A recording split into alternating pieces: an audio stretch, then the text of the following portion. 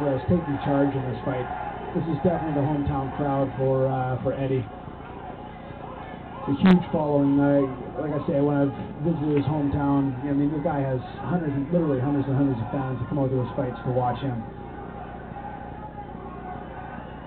Both fighters taking a bit of a breather after the furious action we've seen so far. Just over a minute and a half, just under a minute and a half to go. Alvarez looking very impressive, picking his shots. Yeah, Alvarez is on fire, there's no doubt. Hanazawa trying to answer back. Uppercuts and hooks from Alvarez has got Hanazawa in deep trouble here. Just destroying Hanazawa here. That's it. The referee is wisely stepping in, Incredible. Well done.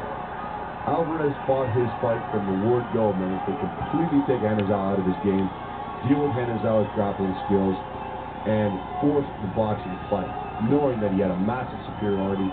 Now waving old glory for the victorious U.S. fans, running the Team USA record up to 6 victories tonight. Incredible. Yeah, Alvarez really took charge of this fight. He wanted this victory. He came in, he had a game plan, he executed perfectly.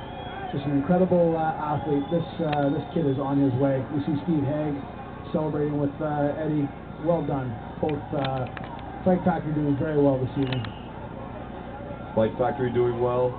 American Top Team doing extremely well, and Team USA doing well with 6 victories over Japan's 2.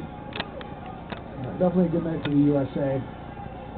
I think Alvarez is a fight to watch. I mean, from what I saw of Hanazawa, he looks like no slouch, but showing the obvious damage from Alvarez's fist. I mean, those were pinpoint accurate and heavy strikes, landing relentlessly onto Hanazawa's face. Yeah, I think we can definitely look forward to seeing Alvarez going just higher and higher within this sport. He's got all the skills, he's got the work ethic, and he has the discipline to make the advances.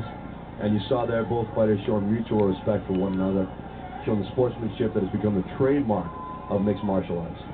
Yeah, it's great to see these guys. It's true competition. I mean, you get athletes like this at this level, they bring it all, and they definitely they deserve everything they get. Once again, you see up until the takedown, what looks more like a Roy Jones Jr. fight than a mixed martial arts fight. Yeah, truly an incredible boxer, Alvarez. I mean, his pedigree coming out of Philadelphia, such a boxing community. This guy really understands the striking game. And you see where his boxing stance set him up for a takedown, but at the same time it contributed to the accuracy and power in the strikes.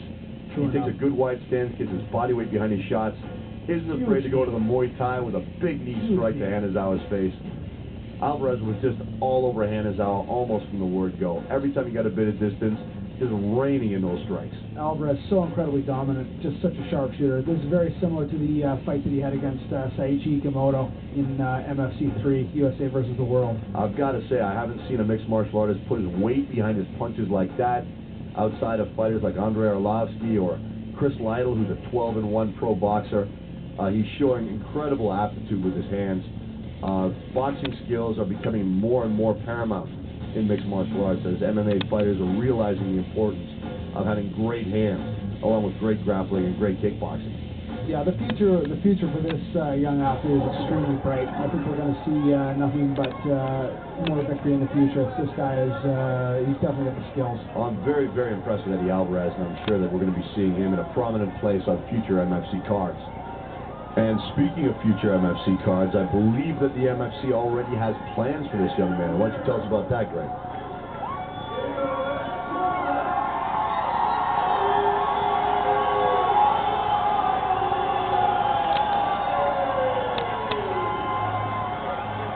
Well, I've heard rumor being that there's talk of an upcoming championship fight between Eddie Alvarez and Carlo Prater for the 170 welterweight division belt.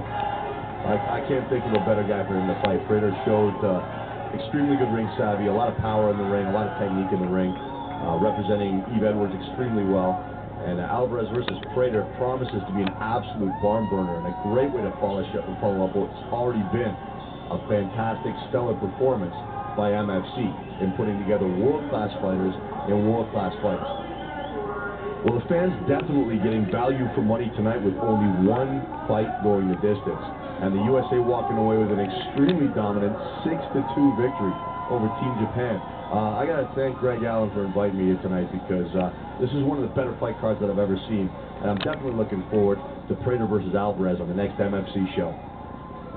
Yeah, I want to thank everyone for coming out this evening. I want to thank my broadcast partner, Paul the Mauler Lazenby. I'm Greg Allen, and I look forward to seeing all of you at the next MFC.